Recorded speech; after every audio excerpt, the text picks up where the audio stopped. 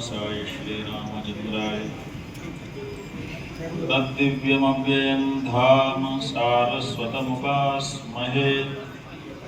यत्प्रसादात् प्रलीयन्ते मोहान्धतमसश्चटाः। नमो गोप्य श्रीमतीभ्यः सौरभेयीभ्य एव च नमो ब्रह्मसुताभ्यश्च पवित्राभ्यो नमो नमः। श्रीराम जय जय राम। श्रीराम जय जय राम। धर्म की जय हो, अधर्म का नाश हो, प्राणियों में विश्व का कल्याण हो। गो माता की जय हो। नमः पार्वती पतये हर हर महादेव।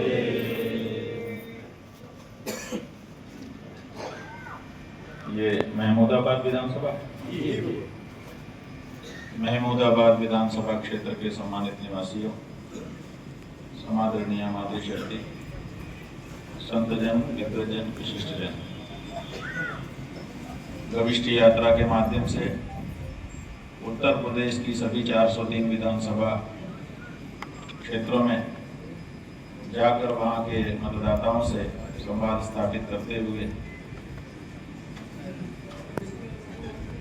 गौ माता की रक्षा के लिए प्रेरणा देने का संकल्प हमने लिया और उसी क्रम में 3 मई को वहां से गोरखपुर से निकलकर उत्तर प्रदेश को दाहिने रखते हुए विधानसभा संवाद स्थापित करते हुए लगभग 310 विधानसभा क्षेत्रों में जाने के बाद आज महमूदाबाद विधानसभा क्षेत्र में आपके साथ संवाद करने का सुअवसर हमें प्राप्त हुआ। बंधुओं, विस्तार का तो अभी प्रसंग नहीं है, संक्षेप में अपने को अपनी बात करनी पड़ेगी और बात ज्यादा नहीं है, थोड़ी सी दृष्टिकोण की है। अभी गाय के बारे में हम लोग चर्चा कर रहे हैं, इसलिए गाय की बात करते हैं। जब गाय को कोई देखता है तो उसके मन में क्या विचार आता है? तो मुख्य रूप से 3 दृष्टियां विश्व में विद्यमान है। एक विधर्मी है, विदेशी है। वो जब गाय को देखते हैं तो गाय के शरीर में कितना मांस है ये देखते हैं कि अगर इसको खरीदेंगे, काटेंगे तो कितने लोगों को इसमें से खिला पाएंगे। जितना ज्यादा मांस शरीर में दिखाई देगा उतना ही कीमत रखेंगे, उतना ही उसका मूल्यांकन करेंगे। एक दृष्टि गाय के लिए ये। हम लोगों की ऐसी दृष्टि नहीं है, लेकिन कुछ लोगों की ऐसी दृष्टि है। दूसरी दृष्टि है, जब हम गाय को देखते हैं तो पहला विचार हमारे मन में आता है कितना देती है, माने दूध देखते हैं, नहीं जान सकते, समझ नहीं पाते हैं तन देख करके, तो जो गाय वाला है उससे पूछते हैं भाई बताओ कितना देती है। जितना ज्यादा दूध होगा उतना ही हम उसकी कीमत समझेंगे, मूल्यांकन करेंगे। ये दूसरी दृष्टि है। लेकिन बंधुओं, हमारे पूर्वजों की ये दृष्टि दोनों ही नहीं थी गाय को देखने के बारे में।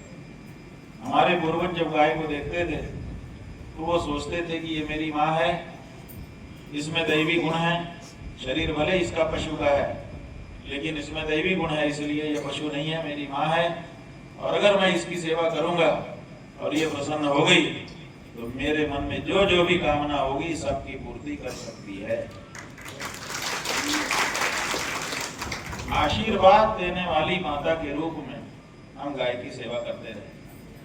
हमारा कोई घर नहीं था जिसमें गाय हमारे परिवार का अभिन्न अंग बन करके न रह रही, लेकिन समय ही ये तो है, बदल जाता है।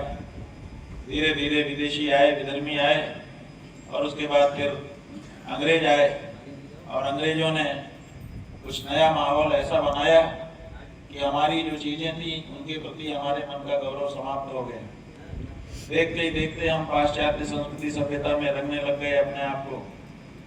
अंग्रेजों ने गाय को पशु की सूची में रखा, पशु माना, जबकि भारतीय संस्कृति में कभी भी गाय को पशु नहीं कहा गया है। हमारे शास्त्रों में कहा गया है, जो गुरु को मनुष्य समझता है, जो मंत्र को अक्षर का समूह समझता है और जो गाय को पशु समझता है, वो नरक में जाता है। तो इसलिए भारत की संस्कृति में तो कोई गाय को पशु कहता ही नहीं। बोलो आप लोग बताओ, गाय पशु है कि माता है? किसी के मुंह से पशु नहीं निकलेगा। हम 310 विधानसभा क्षेत्रों में जाके आ गए, लाखों लोगों से हमारी सीधे बातचीत हुई है। अभी तक, आज दिन तक एक भी व्यक्ति नहीं मिला जो कहे कि गाय पशु है। सब कहते हैं कि गाय माता है। यही भारत की संस्कृति। अब अंग्रेजों ने गाय को पशु कहा और बाद में पशु के जैसा उनके साथ व्यवहार भी शुरू हो गया। अंग्रेज जो सिपाही आए थे, उनके सस्ते प्रोटीन की पूर्ति के लिए पहले तो इंग्लैंड से मांस मंगाया जाता था, सूखा मांस। यहाँ ला करके उसको उबाल करके वो लोग खाते थे। लेकिन फिर धीरे धीरे उन्होंने भारत में ही गाय काटना शुरू कर दिया। जब हमारे पूर्वजों को ये पता चला कि अंग्रेज गाय काट रहे हैं, तो हमारे यहाँ अंग्रेजों से नफरत हो गई। आपको बिल्कुल साफ ध्यान होना चाहिए।